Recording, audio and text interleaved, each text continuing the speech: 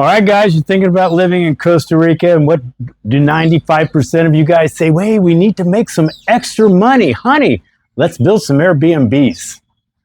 That's how we're going to live in Costa Rica, make a little extra cash. We're going to talk about that. Not really a great idea, but I'm going to get into all of that a little bit more detail. I've talked about this before. I think that ship has sailed, but you are going to do that. I got some considerations for you. We're going to get to that in a minute. Guys, I'm Michael Allen for TravelCostaRicaNow.com. Don't forget, I got a travel agency. That's not why you're watching this video, because you're thinking about starting an Airbnb. Hey, guess what, man? Our next relocation retreat sold out 2 months before it even starts. That's how popular they're getting now. The retreat is good, but it's selling out because a lot of you are not happy where you live right now. Now, the next dates, if you go to all the info about the relocation retreat will be in the description of this video, but briefly, relocation retreat, 6-7 days, crash course. If you've never been to Costa Rica before, the good, the bad, the ugly about living in Costa Rica. Nobody's blowing smoke. Nobody cares if you move to Costa Rica or not. We just want to give you information in case you do want to move here or think you might want to move here. The price of admission is worth it because you're going to meet the contacts, the good contacts, the people I surround myself with. Hey, man, the best. I love going down to these, man. I love meeting you guys, hanging out for a week, talking in the pool, walking the beach, in a beautiful place, great food, all of it. So anyway, all the dates, info, all of it. Sign up is below in the description. If you have any questions, feel free to email me. They're selling out, man. I called this one. I thought it was going to sell out before the end of the year, but Christmas came and people, got sidetracked. But right in the first week or two of January, boom, sold out for March. The next one will probably be around June, but if you're watching this video way past the time that I made it, still just go to that and check the dates and they'll all be current. All right. The other thing is, guys, we're official podcast now. The Odd Couple Costa Rica we're on an official platform on YouTube. And we had to completely start over. And now we only have like 260 subscribers. I'm going to put the link down there. Please help a brother out, man. It's hard competing these days. We give out some great information. If you do want to hear about Costa Rica, we're going to have guests. We're going to expand the podcast to other topics and subjects. So please help us out and subscribe, even if you don't really think you're going to be watching it when it's every Sunday. So at 9 o'clock in the morning, Costa Rican time. So I'd appreciate that subscribe. All right. Jesus. I just want to let you guys know, I've waited 2 hours for birds to show up over my shoulder. See, I know a lot of you guys like them. I love them. I didn't even know how much I liked birds until I moved to Costa Rica. So maybe we'll get a few of them there. I've been waiting for them. I've been waiting. I drank a lot of coffee for this one. All right, I think like most of the world that does Airbnbs, Costa Rica is the same, and especially my town of La Fortuna. Talked about this before. I do think the ship has sailed if you want to start Airbnb. All right, it's oversaturated, big time. Way too many Airbnbs. Drove down the price big time. What used to be maybe, let's say, $75 a night, $30 now. Why? Because everyone has one. And a lot of them are cheaper. Air conditioning, internet, bed, $25, $30. A lot of people like that. They don't think they're going to be in the room that much. They think they're going to be doing zip lines and stuff. So again, oversaturated, drove down the cost. Now, obviously, that makes it a consumer's market. And the problem with that is, and a problem with cheap prices, the clients, the tourists, the people that are booking have become little bitches. They're not savvy anymore. They know they got the pick of, anywhere they go probably in the world, they got the pick of the litter. Can you get this a little cheaper? This seems a little overpriced. Does it have 2 million thread count sheets? I can't sleep. These ones that want $25, $35 a night, $45 a night, these are the ones that complain the most. So what's happening is the clients aren't as good either, and they cause more problems. I would love to hear about, I don't care if you have an Airbnb in Costa Rica or not. I would like to hear what some of you guys that do have Airbnbs, what you think about what I just said. Are the clients getting a little bit more bitchy? I think they are, from what I've seen. Now, I had an Airbnb. I quit it, and it did good. I hated it. I hated waiting for people when they said they were going to be at 2, show up at 6 and say, "Oh, we stopped for dinner." Well, why didn't you write me, ho? I mean, what the hell? So I got sick of it, and mine was booked all the time. Mine was booked all the time, but I quit during the pandemic, and about a year prior, I was only renting long term. All right, I was only renting long term. So I watched D'Angelo, my partner in crime here. You know, he's got 3 Airbnbs. Matter of fact, the one where I'm sitting right now is now kind of rented out like that. But I've seen it. They're picky. They want what they want, and they're always complaining. Oh, the frying pan looks like you need a new frying pan. Can I get a free day? Can I get a discount? Nonstop, man. Nonstop. I just thought it was Indians that were cheap. No, everybody's cheap now. And you know what? That was not. Ask an Indian. Call them a cheap bastard, and they'll be the first ones that go, "Thank you. You're right. We are. I am." So that wasn't that negative of a comment.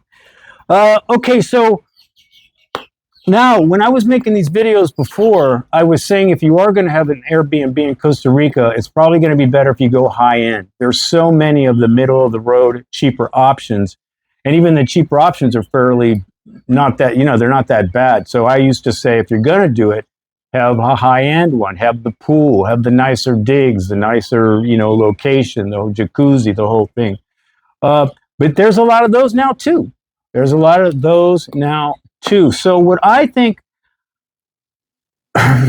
what I would do, I would probably, instead of making Airbnbs, I would make them into apartments or long-term rentals. Now, everybody knows you probably make, if your Airbnb does rent, it's doing well, you make more money doing Airbnb than renting by the month, or, more of a longer-term thing. But remember, now there's pages and pages of Airbnb. So the ones that even used to do good or always were booked, the competition is high now. And even the ones that used to, hey, I'm booked all the time. Nah, not so much anymore. So what I think I would do is, yes, you can combine kind of long-term living with Airbnb. Obviously, it turns into that whole scheduling thing. I know you can sync them, VRBO and Airbnb and all those Booking.com type stuff, but I think I would probably get into more of a long-term steady rental, one that doesn't have so much maintenance on a daily basis of changing sheets and washing clothes and all that kind of stuff. If you want to make some money, because what's happening is, for other reasons, forget tourists for a while. People are moving here. And they're looking for apartments. So we'll use La Fortuna. So what happens here is, there's so many Airbnbs, there's really no long-term rentals. Everything's an Airbnb now. That used to be apartments or whatever, they turned them into rentals. Now, there are some apartments. But I'm saying is, you're more apt to be able to do the apartments now and make a little bit of extra money that way. Now, the thing about apartments, I'm going to give you some pointers. Now, you can actually look at this as Airbnb or apartments. I think Airbnb is dead, personally.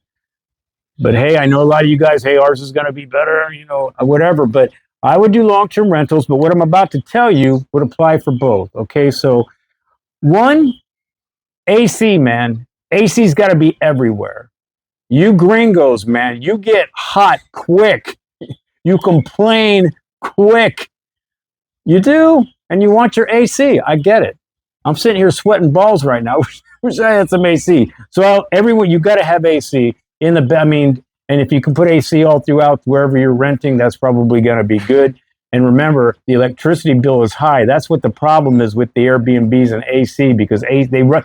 Everybody knows, hey, it'd be really nice if you turn off the AC, when you leave, and you go on your tour and you're going to be gone all day.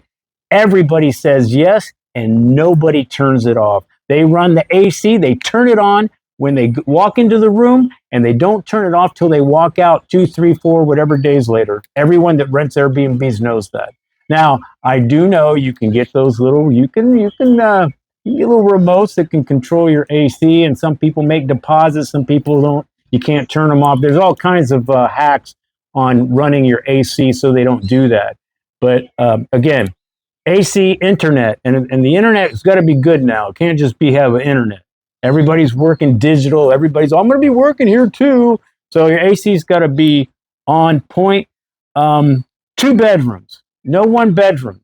Okay, especially if you're going to do longer term, because everybody knows, okay, 1 bedroom, even if it's 1 person, you don't want to put all your suitcases and crap and everything you've drug on, in the bedroom. You want to use the bedroom to sleep. You don't want it all junked up with a bunch of stuff. So they can always use that second bedroom for, the storage of their, extra clothes or their tech stuff or whatever they've hauled along with them, and that's whether it's Airbnb or long term. But long term, I think you want to go 2 bedroom for sure. Washer dryer is huge here. It's freaking huge. It's right up there with AC and internet. You got a washer dryer, not a Tico washer dryer. I don't know if you guys know what those are, but you don't want a Tico washer dryer. A regular, big time, stackable, Maytag, whatever your thing, washer dryer is going to go a long way to rent your place, because a lot of people don't have washer dryers.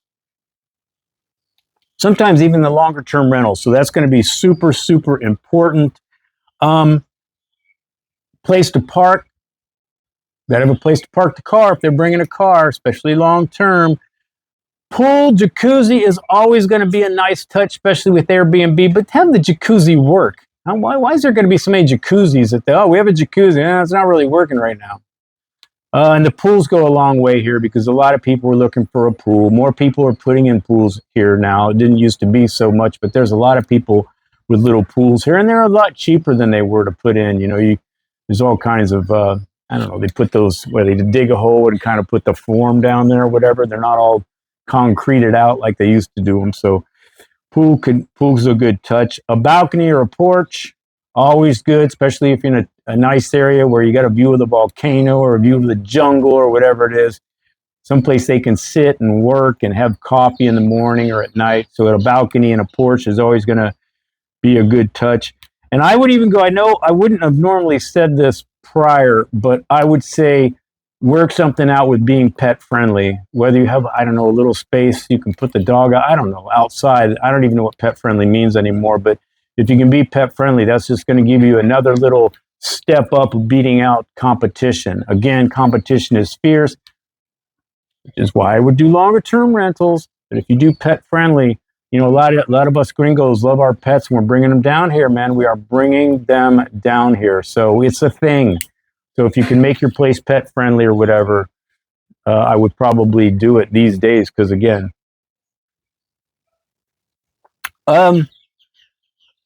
remember that attention to detail is everything, because here's what's happening. I don't know if you guys know the culture here, and I'm not bagging on the culture. I'm just telling you the way it is. They do not have attention to detail almost in anything they do. They're practical people. That's why the Airbnbs went, south is as far as $25 a night, $30 a night, because they were just making rooms. They have the big, in the living room, they put a picture this big on the wall, and then another little picture, like a velvet sloth. It'd be like you putting a velvet Elvis over your couch. They don't know how to decorate, generally, not all of them.